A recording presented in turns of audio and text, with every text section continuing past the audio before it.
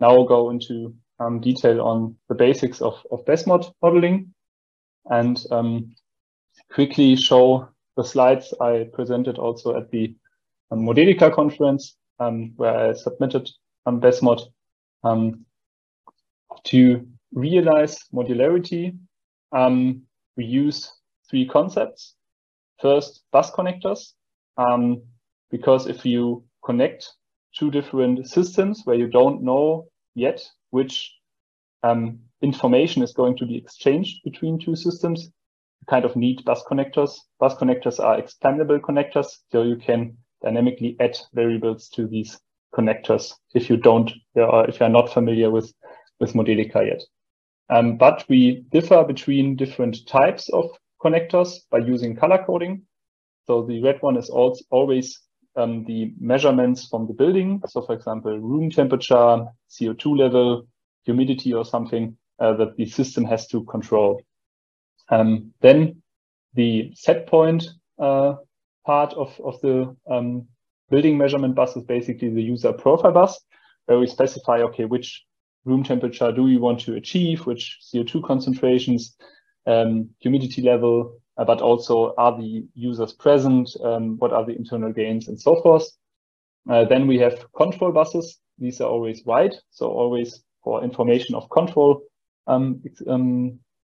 exchange of control information, and all relevant outputs or also key performance indicators, KPIs of your model are automatically aggregated in an outputs bus. So this makes it really easy to analyze your simulation because you have all the relevant information in this bus at the end.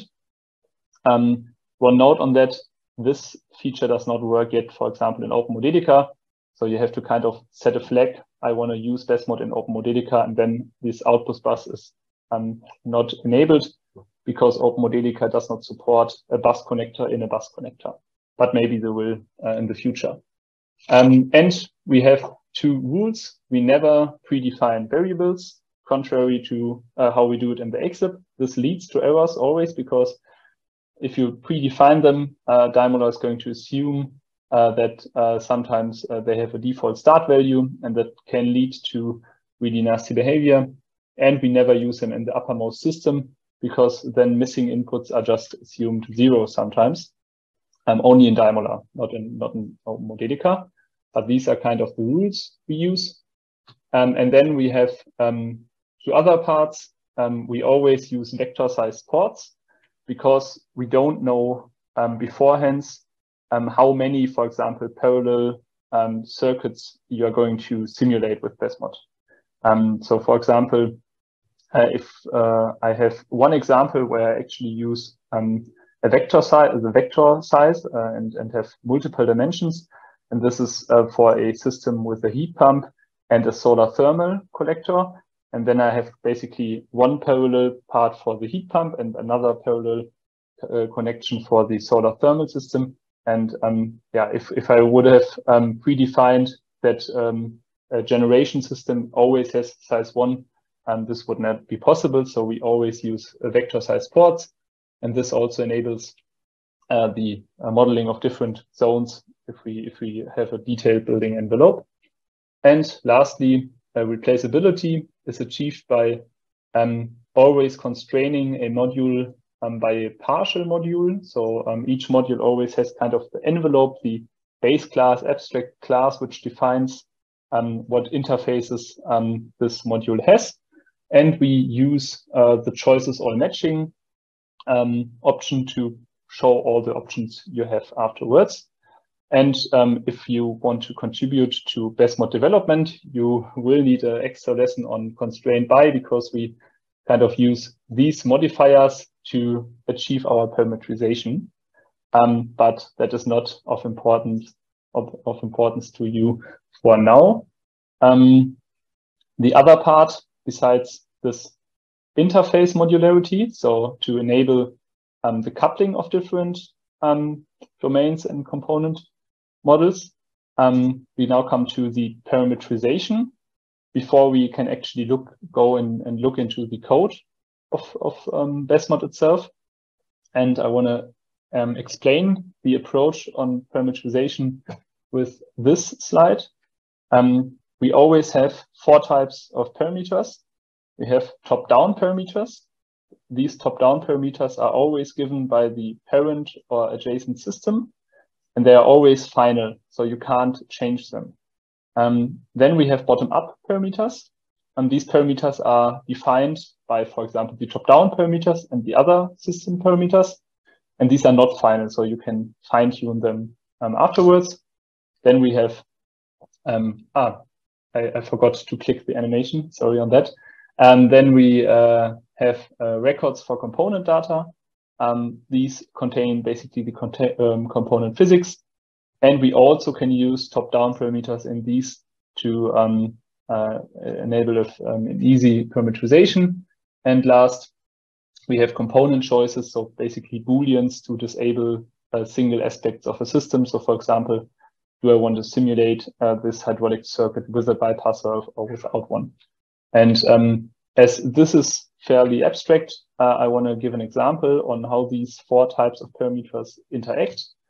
And we can show this at the building envelope. So the building envelope system has first no top-down parameters because it's kind of the heart of the system, and the building defines how to size everything else.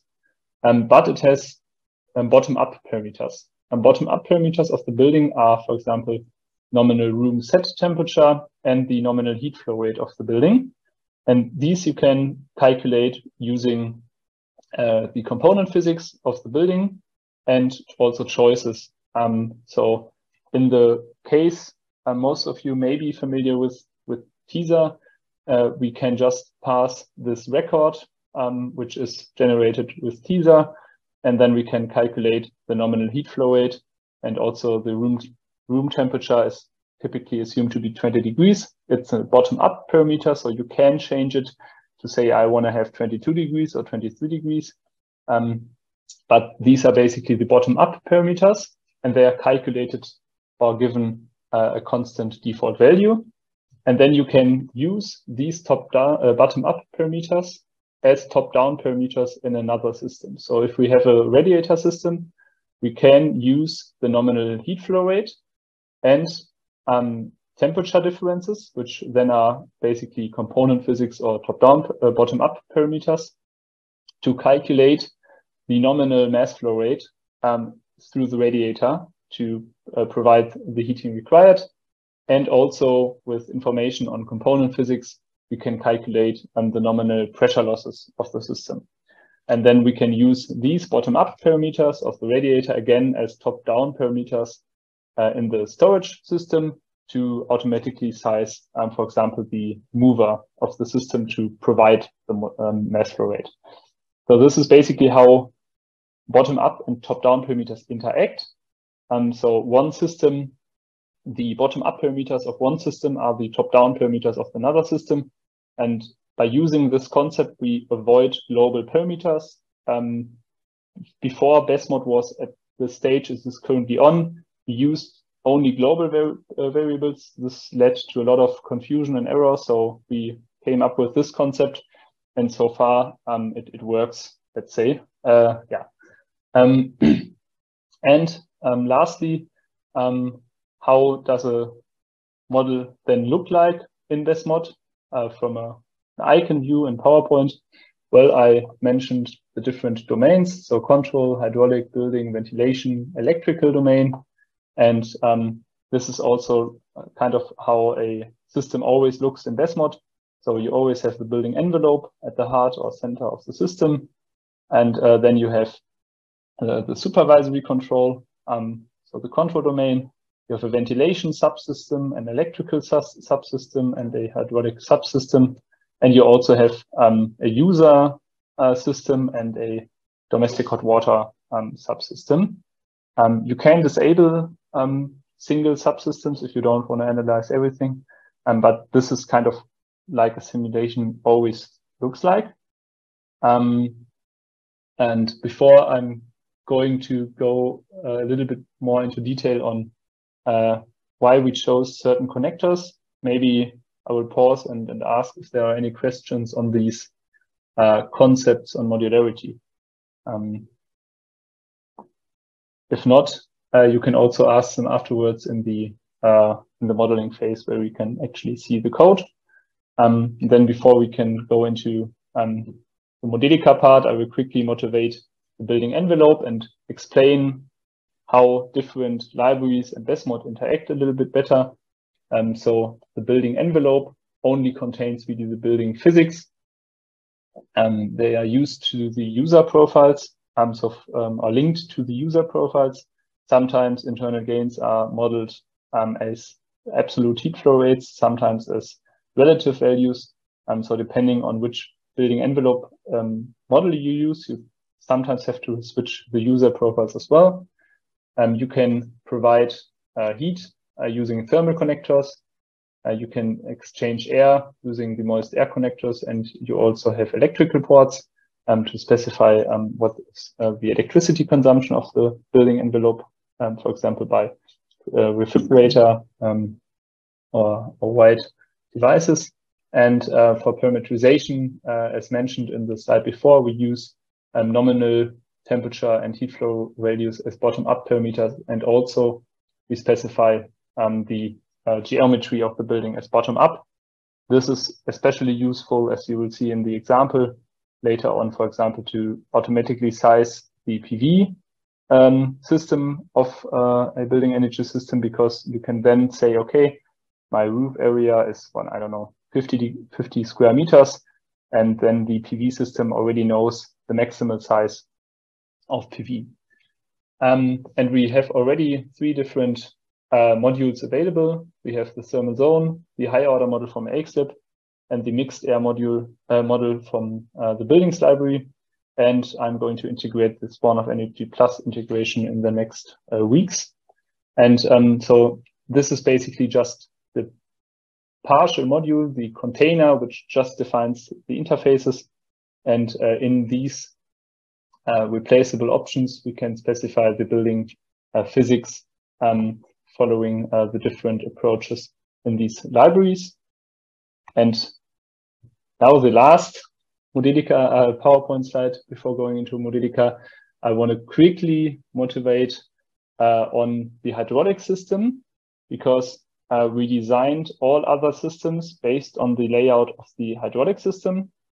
You can further subdivide an energy system into control, generation, distribution, and transfer.